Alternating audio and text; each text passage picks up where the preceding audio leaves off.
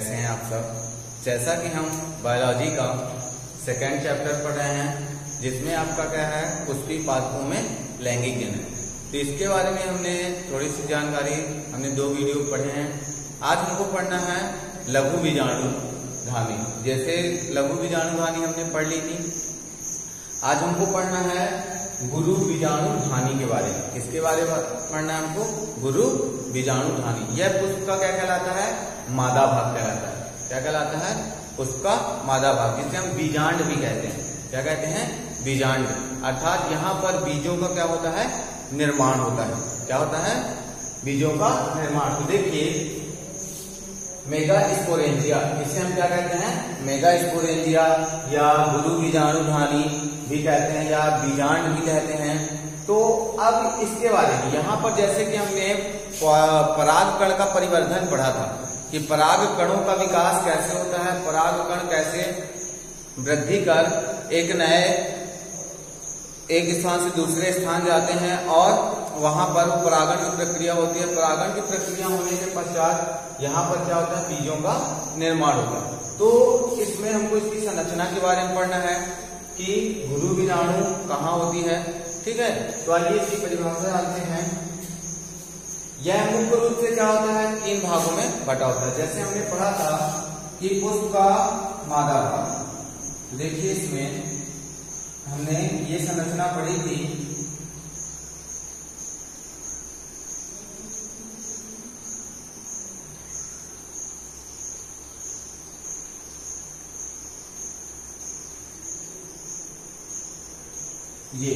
ये संरचना पढ़ी थी। इसमें आप क्या बताएंगे? यह पुष्प का क्या कहलाता है? मादा भाग कहलाता है। अर्थात ये अंडाशय कहलाता है और ये क्या कहलाती है? वर्तिका कहलाती है। वर्तिका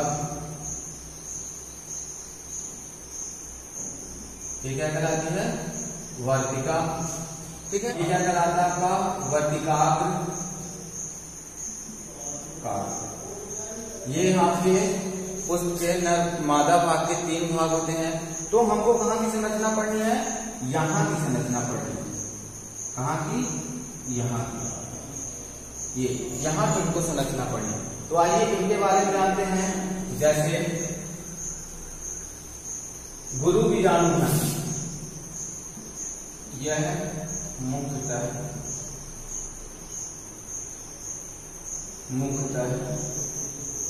3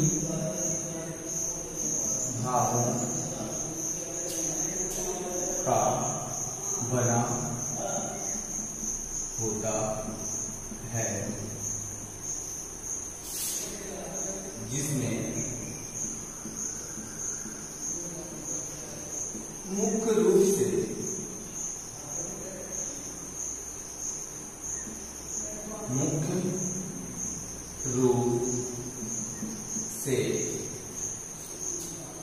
निभाग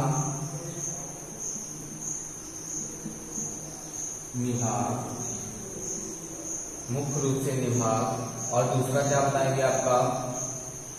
बीजांड द्वार। क्या कहलाएगा? ये आपका बीजांड द्वार कहलाएगा। क्या कहलाएगा? बीजांड द्वार। और तीसरा क्या कहलाएगा? बीजांड रंध्र। बीजांड रंध्र। यह बीजांड मुख्य रूप से इन 3 भागों से मिलकर बना होता है। कौन कौन सा? निभाग, बीजांड द्वार और बीजांड रंध्र। इसके भी कई भाग होते हैं। अगर हम इनकी आंतरिक संरचना के बारे में पढ़ें तो जैसे आप देख सकते हैं कि यह पुष्प का क्या कहलाता है? सबसे मादा भाग कहलाता है। क्या कहलाएगा? मादा भाग कहलाएगा, जिसमें यह 3 भागों में बटा होता है। बीजांड ग्रंथ। बीजांड ग्रंथ ये क्या कहलाता है आपका? यह बीजांड संघ भाग होता है, वहां से लगा होता है। और दूसरा आता है आपका निभाग। निभाग ये क्या कहलाता है? यह एक मुड़ी हुई संरचना होती है, जिसे जो ये है आपके अंडक कोशिकाओं को क्या करता है? ढके रहता है। ये निभाग कहलाता है। निभाग के बाद आता है आपका बीजांड द्वार। क्या आएगा? बीजांड द्वार। बीजांड द्वार यहाँ से आपकी क्या आती है, पॉलन ट्यूब आकर के फर्टिलाइजेशन में मदद करती है, जहाँ की भित्ति क्या होती है, बहुत पतली और थिकनेस होती है। ठीक है, तो ये और उसमें उसके बीजांड द्वार के ऊपरी भाग पर क्या होता है आपका, ये बीजांड द्वार का ये भाग क्या कहलाएगा आपका, अंडक कोशिकाएं कहलाती हैं। क्या कहलाती हैं, अंडक कोशिकाएं, जिसमें प्रथम विभाजन होता है। क्या होता है, प्रथम निषेचन भी हम इसे कहते हैं, जिसमें आपका प्रथम निषेचन होता है, जहां पर आपका एग सेलों का निर्माण होगा। ये क्या कहलाती है, केंद्रीय कोशिकाएं कहलाती हैं। क्या कहलाती हैं, केंद्रीय कोशिकाएं। और ये एंटीपोलर या ध्रुवीय कोशिकाएं। और उसके अंदर यहाँ पर क्या होता है, बहुत सारा लिक्विड भरा होता है। क्या भरा होता है, लिक्विड, जिसे हम क्या कहते हैं, भ्रूणपोष कहते हैं। क्या कहते हैं, भ्रूणपोष, जो उन सीड जो बीज डेवलप होंगे उनका पोषण करने का कार्य करता है। तो वो क्या कराएगा, आपका भ्रूणपोष कहलाएगा। ऐसे आप इसकी संरचना बना सकते हो। इसका संरचना और इसका वर्णन आपके 4 नंबर के प्रश्न में पूछा जाता है, तो ध्यान रखिएगा।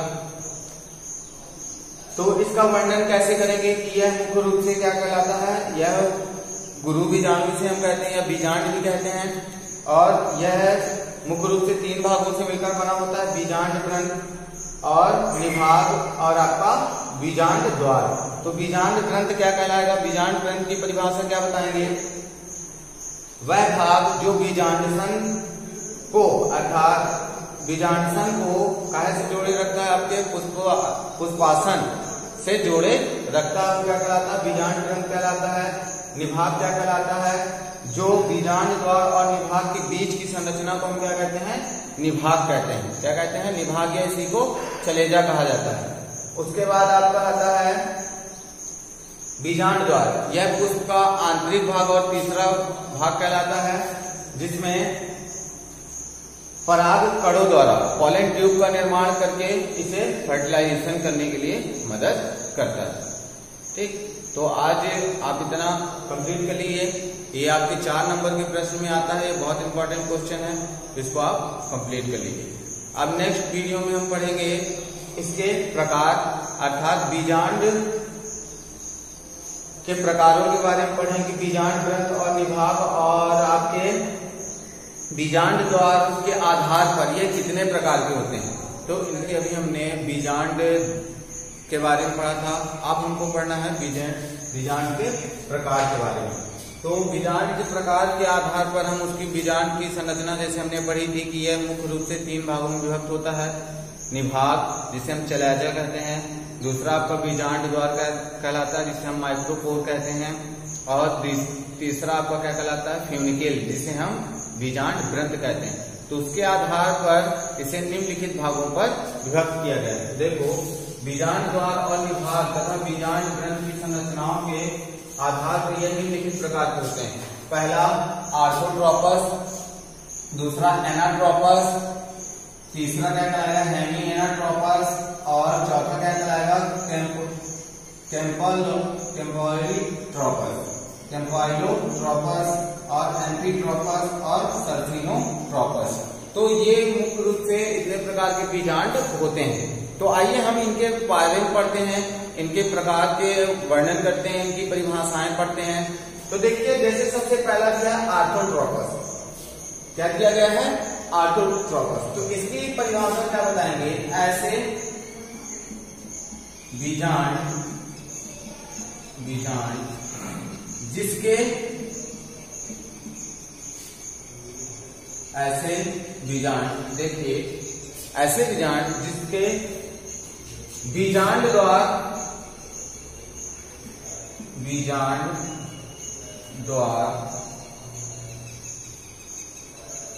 निभाग और बीजांड ग्रंथ तीनों एक सीध पर होते हैं। बीजांड द्वार, निभाग और आपका बीजांड ग्रंथ जब तीनों एक सीध में होते हैं तब उसे हम क्या कहते हैं, आर्थोट्रोपस बीजांड कहते हैं। ये कैसा आपको कहलाएगा, आर्थोट्रोपस ट्रोपस बीजांड। ठीक, ये क्या कहलाएगा? आर्थोट्रोपस। जब किसी बीजांड के बीजांड द्वार, निभाग और बीजांड ग्रंथ तीनों एक सीध में व्यवस्थित हों, उसे हम क्या कहते हैं? आर्थोट्रोपस बीजांड कहते हैं। अब दूसरा देखिए, जैसे दूसरा आता है आपका एनाट्रोपस। एनाट्रोपस,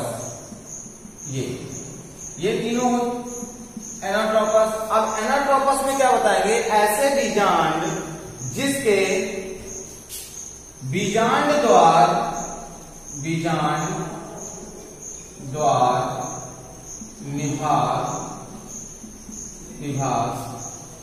एक दूसरे के सीध में होते हैं, अर्थात आप देखेंगे तो एक दूसरे के सीध में होते हैं, तथा यह दोनों बीजांड ग्रंथ के बहुत ही नजदीक होते हैं। और ये क्या कहलाएगा आपका? बीजांड ग्रंथ। क्या कहलाएगा? बीजांड ग्रंथ। ठीक, ऐसे बीजांड जिनमें क्या हो? निभाग और बीजांड द्वार एक सीध में है और यह घूम करके कहां पर आ जाए? बीजांड ग्रंथ के बहुत नजदीक आ जाते हैं, तब उसे हम क्या कहते हैं? आपका एनाट्रोपस बीजांड कहते हैं। लगभग 82% जितने भी आवृत्त बीजी, जैसे कि आवृत्त बीजी हमने पढ़ा है कि ऐसे बीज जो क्या होते हैं? एक लेयर से कवर्ड होते हैं, या फिर द्विबीजपत्री बीजों को हम क्या कहते हैं? आवृत्त बीजी कहते हैं। तो जितने आवृत्त बीजी बीज होते हैं उनमें सब में किस तरह का बीजांड पाया जाता है? अर्थात लगभग आपका एनाट्रोपस, अर्थात 82% आवृत्त बीजियों में आपका एनाट्रोपस बीजांड पाया जाता है। अब दूसरा आता है आपका हेमी एनाट्रोपस। हेमी एनाट्रोपस, ये तो देखिए इसमें हेमी एनाट्रोपस में इसमें क्या बताएंगे? ऐसे बीजांड, क्या बताओगे? ऐसे बीजांड जिसका बीजांड द्वार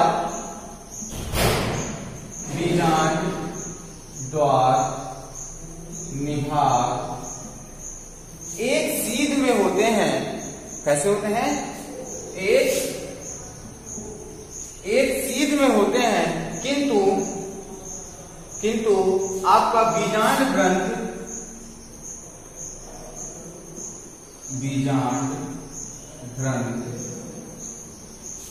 एक सीध में नहीं होता है, उसे हम क्या कहते हैं? आपका हेमी एनाट्रोपस कहते हैं। यह एक कैसे दिखाई देता है? आपका कैसे दिखाई देता है? ये क्षैतिज दिशा में ऐसे, अर्थात जिसमें निभाग और बीजांड क्षैतिज दिशा की ओर केंद्रित हो और बीजांड ग्रंथ एक सीध में लगा हो, उसे हम क्या कहते हैं? आपका हेमी एनाट्रोपस कहेंगे। अब दूसरा आता है आपका, देखिए, कैम्पाइलोट्रोपस। कैम्पाइलोट्रोपस,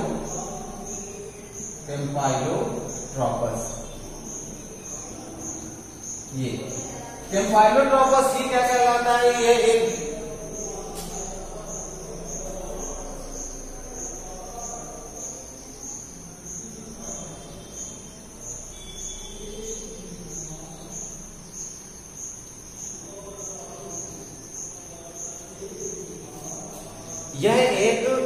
कैम्पाइलोट्रोपस में क्या होता है? यह एक वक्र के समान दिखाई देता है। कैसे दिखाई देता है? वक्र के समान दिखाई देता है, जिसमें बीजांड ग्रंथ और बीजांड द्वार एक सीध में या निभाग एक सीध में नहीं होते हैं। यह एक वक्र के समान दिखाई देता है, उसे हम क्या कहते हैं? कैम्पाइलोट्रोपस कहते हैं। अब दूसरा आता है आपका एम्फीट्रोपस। ये क्या कहलाएगा आपका? एम्फीट्रोपस। यह बीजांड कैसे आपके घोड़े की नाल के समान दिखाई देता है, जिसमें बीजांड ग्रंथ बीजांड द्वार एक सीध में नहीं होते हैं। वो क्या कहलाता है? आपका एम्फीट्रोपस कहलाता है। क्या कहलाएगा? एम्फीट्रोपस कहलाएगा, जिसमें बीजांड ग्रंथ बीजांड द्वार आपके एक सीध में नहीं होते हैं, ना ही चले थे। तो ये आप एम्फीट्रोपस बताएंगे। दूसरा आता है आपका, लास्ट होता है सर सीनोट्रोपस। सर्सिनोट्रोपस में क्या बताएंगे, ऐसे बीजांड जिनमें बीजांड ग्रंथ बीजांड द्वार और चलेजा के चारों ओर घूम जाता है, उसे हम क्या कहते हैं, सर्सिनोट्रोपस कहते हैं। क्या कहते हैं, सर्सिनोट्रोपस कहते हैं, जिसमें बीजांड ग्रंथ, ये क्या कहलाएगा आपका, बीजांड ग्रंथ। बीजांड ग्रंथ क्या होता है, पूर्ण रूप से बीजांड द्वार और निभाग को चारों ओर से घेरे रहता है, उसे हम क्या कहते हैं, आपका सर्सिनोट्रोपस कहते हैं। ये क्या कहलाएगा आपका, बीजांड द्वार कहलाएगा, बीजांड द्वार, और ये क्या कहलाएगा आपका, निभाग, जिसमें यह केवल एक बिंदु से जुड़ा होता है। ठीक, तो ये आप इतना बता सकते हैं। तो इसके बाद हम पढ़ेंगे, ये आपको बन जाएगा, ये भी आपका इंपॉर्टेंट है, परिभाषा भी पूछ लेता है इसका कि बीजांड कितने प्रकार के होते हैं, नाम लिखिए। तो 2 नंबर में भी पूछा जाता है, 4 नंबर में के प्रश्न में पूछा जाता है, तो इसको आप कर लीजिएगा। और बीजांड का नामांकित चित्र, यह आपका ओवेल का नामांकित चित्र भी हम कह सकते हैं, गुरु बीजाणुधानी के नाम से भी पूछा जाता है, तो इसको आप प्रिपेयर कर लीजिएगा, ये 4 नंबर के मार्क्स में भी पूछा जाएंगे। अब जैसे इसमें आपको क्या पढ़ना है, इसके बाद हम नेक्स्ट वीडियो में पढ़ेंगे, तो इसको आप इतना कर लीजिएगा। ठीक, और जो चीज ना समझ में आई हो तो उसे आप कमेंट बॉक्स पर कमेंट लिख सकते हैं, हो सकेगा जहां तक हम उसको सोल्यूशन उसका देने का प्रयास करेंगे।